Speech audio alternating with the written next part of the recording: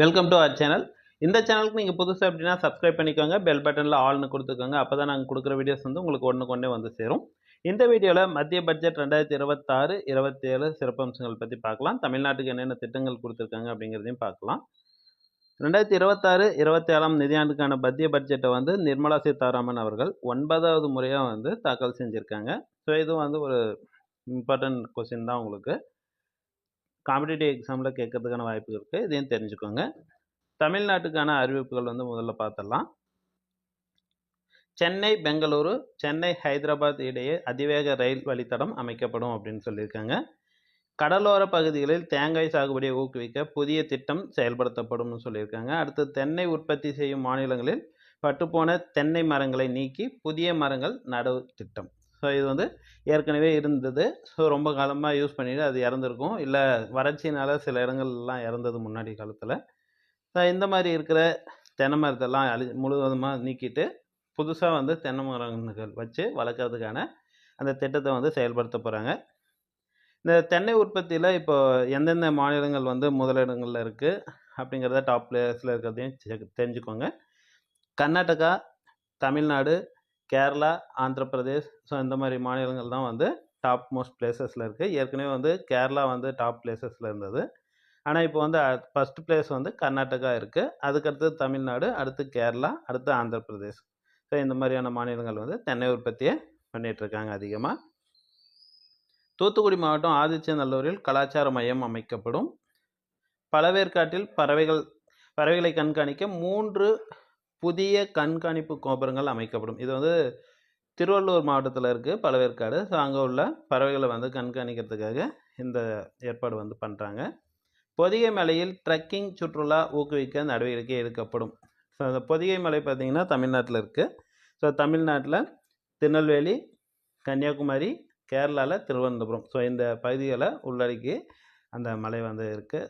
So இது வந்து மேற்கு தொடர்ச்சி மலையில் இருக்கிற ஒரு மலை, பொதிகை மலை. மாவட்டம் தோறும் மாணவிகளுக்கான விடுதிகள் அமைக்கப்படும் அப்படின்னு சொல்லியிருக்காங்க. ஏற்கனவே வந்து தமிழ்நாட்டில் முதல்ல ஆரம்பிச்சிருக்காங்க, தோழி விடுதி அப்படின்ற பேரில் இருக்குது. ஸோ அதே மாதிரி சென்ட்ரல் கவர்மெண்ட்டில் இருந்தும் மாவட்டந்தோறும் வந்து மாணவிகளுக்கான விடுதி வந்து அமைக்க போகிறாங்க. ஸோ இது வந்து வரவேற்கத்தக்கது அப்படின்ட்டு பலரால் சொல்லப்படுது. ஸோ இயற்கை நூல் உற்பத்திக்கு புதிய திட்டம், பருத்தி, பட்டு, கம்பளி நூல் உற்பத்திக்கு திட்டம். ஸோ நேச்சுரல் இருக்கிறதுக்கு இம்பார்ட்டன்ஸ் கொடுக்குறாங்க. சிறு குறு தொழில்களுக்கு ரூ. 10,000 கோடி ஒதுக்கீடு செய்யப்படும்.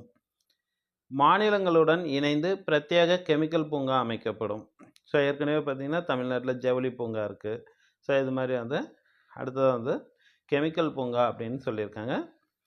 அரிய வகை கனிமம் எடுப்பதற்கான புதிய வழித்தடம் திட்டம் தமிழ்நாடு, ஆந்திரா, ஒடிசா, கேரளாவுக்கு அறிமுகப்படுத்தப்படும் சொல்லியிருக்காங்க. அடுத்தது வந்து மத்திய பட்ஜெட் 2026ஓட சிறப்பம்சங்கள் பார்க்கலாம். ரூ. 12.75 லட்சம் வரை ஆண்டு வருமானம் பெறுவோருக்கு வருமான வரி எதுவும் இல்லை. ஸோ இவங்க வந்து டேக்ஸ்லேருந்து எக்ஸம்ஷன் கொடுத்துருக்காங்க. புதிய வருமான வரி சட்டம் 2025 வரும் ஏப்ரல் 1ஆம் தேதி முதல் அமலுக்கு வருகிறது. ஸோ சட்டம் வந்து புது சட்டம் வந்து ஏற்றிருக்காங்க. ஸோ அது இப்போ வர ஏப்ரல் 1லேருந்து அமலுக்கு வரும்னு சொல்லிட்டு இருக்காங்க. உயிர்காக்கும் மருந்துகளை உள்நாட்டில் உற்பத்தி செய்ய அடுத்த 5 ஆண்டுகளில் ரூ. 10,000 கோடி ஒதுக்கீட்டில் பயோஃபார்மா சக்தி திட்டம் கொண்டு வரப்படுகிறது. எலக்ட்ரானிக்ஸ் பொருட்கள் தயாரிப்பு திட்டத்தின் மதிப்பு ரூ. 40,000 கோடியாக உயர்த்தப்படுகிறது.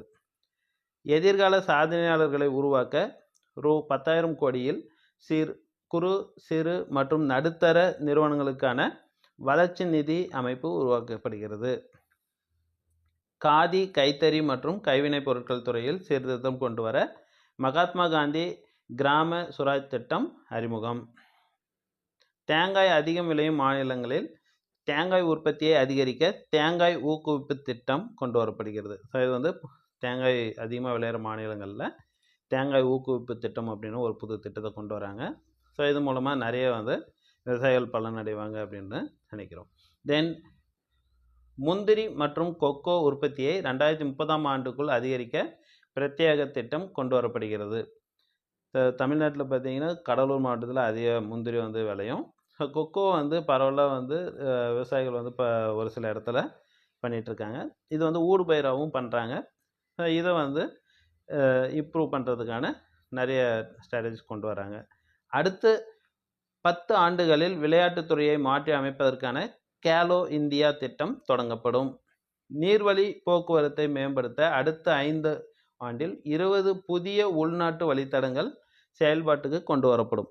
அது வந்து ஸ்டார்ட் பண்ணி அதெல்லாம் ப்ராசஸ்லாம் கம்ப்ளீட் பண்ணி செயல்பாட்டுக்கு கொண்டு வரோம் அப்படின்னு சொல்லியிருக்காங்க. இங்கு பயன்படுத்தும் கப்பலை பழுதுபார்க்க வாரணாசி, பாட்னாவில் பழுதுபார்க்கும் மையங்கள் அமைக்கப்படும். கடலோர சரக்கு போக்குவரத்து ஊக்குவிப்பு திட்டம் தொடங்கப்படும். உள்நாட்டு நீர்வழி மற்றும் கடலோர கப்பல் போக்குவரத்து 6% 2047 ஆண்டுக்குள் 12% உயர்த்தப்படும். ஸோ இது வந்து டபுளாக ஆக்கிறதுக்கான திட்டம் வந்து 2047க்குள்ளே டபுள் ஆக்கிடுவோம் அப்படின்றதையும் சொல்லியிருக்காங்க. நாடு முழுவதும் மாவட்டந்தோறும் ஒரு பெண்கள் விடுதி அமைக்கப்படுகிறது. புற்றுநோயால் பாதிக்கப்பட்டவர்களுக்கு நிவாரணம் அளிப்பதற்காக 17 மருந்துகள் மீதான அடிப்படை சுங்க வரிக்கு முழுமையாக விலக்கு அளிக்கப்பட்டுள்ளது. ஸோ இது வந்து அந்த டேக்ஸ் எதுவுமே இல்லாமல் மெடிசனோட காஸ்ட் மட்டும் கொடுத்து நம்ம வாங்கிக்கிற மாதிரி இருக்கும்.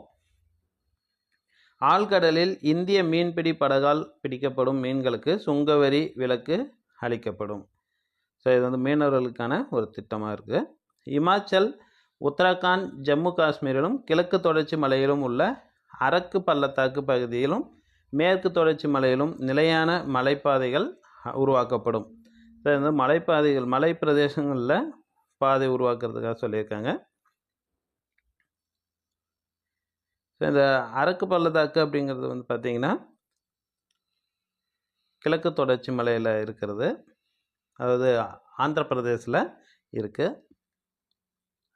கனிம வளங்கள் நிறைந்த ஒடிசா, கேரளா, ஆந்திரா மற்றும் தமிழகத்தில் சுரங்கம், ஆய்வு மற்றும் உற்பத்தியை ஊக்குவிக்க பிரத்யேக வழித்தடம் அமைக்கப்பட உள்ளது. உலக தரத்திலான கண்டெய்னர்கள் தயாரிக்க அடுத்த 5 ஆண்டுகளில் ரூ.10,000 கோடி மதிப்பீட்டில் புதிய திட்டம்.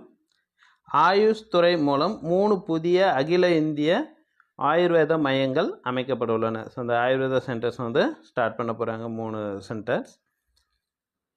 தனியார் கால்நடை மருத்துவக் கல்லூரிகள், மருத்துவமனைகள், பரிசோதனை மையங்கள், உற்பத்தி மையங்களுக்கு கடனுதவி மானிய திட்டம் தொடங்கப்பட உள்ளது. சரக்கு போக்குவரத்தை எளிதாக்க சுங்க நடைமுறைகள் எளிமையாக்கப்படுகின்றன. ஸோ இது வந்து ஃபாஸ்டேக் இந்த மாதிரியான இதெல்லாம் கொண்டு வந்து கொஞ்சம் ஈஸியாக இருக்கிறதுக்காக நிறைய திட்டங்கள் கொண்டு வராங்க. தென் இதில் இந்த பட்ஜெட்டில் என்னென்ன பொருட்களுக்கு வந்து விலை குறையுது, எதுக்கெல்லாம் உயருதுன்னு பார்க்கலாம். புற்றுநோய் மருந்துகள், காலணிகள், ஸ்மார்ட் போன்கள், தோல் பொருட்கள், சோலார் பேனல்கள், மைக்ரோ ஓவன், டிவி உபகரணங்கள், விளையாட்டு பொருட்கள், கடல் உணவுகள், மின்சார வாகன பேட்டரிகள் மற்றும் விமான உதிரி பாகங்கள். ஸோ இதுக்கான விலை எல்லாமே குறையும். எதெல்லாம் விலை உயருது அப்படின்னு பார்த்தீங்கன்னா ஆல்கஹால், ஆடம்பர கை கடிகாரங்கள், சிகரெட் உள்ளிட்ட புகையிலை பொருட்கள், இறக்குமதி செய்யப்படும் ஆடம்பர பொருட்கள், காபி, குடைகள், இரும்பு மற்றும் உப்பு. ஸோ இதோட விலையெல்லாம் வந்து உயரும் அப்படின்னு சொல்லியிருக்காங்க.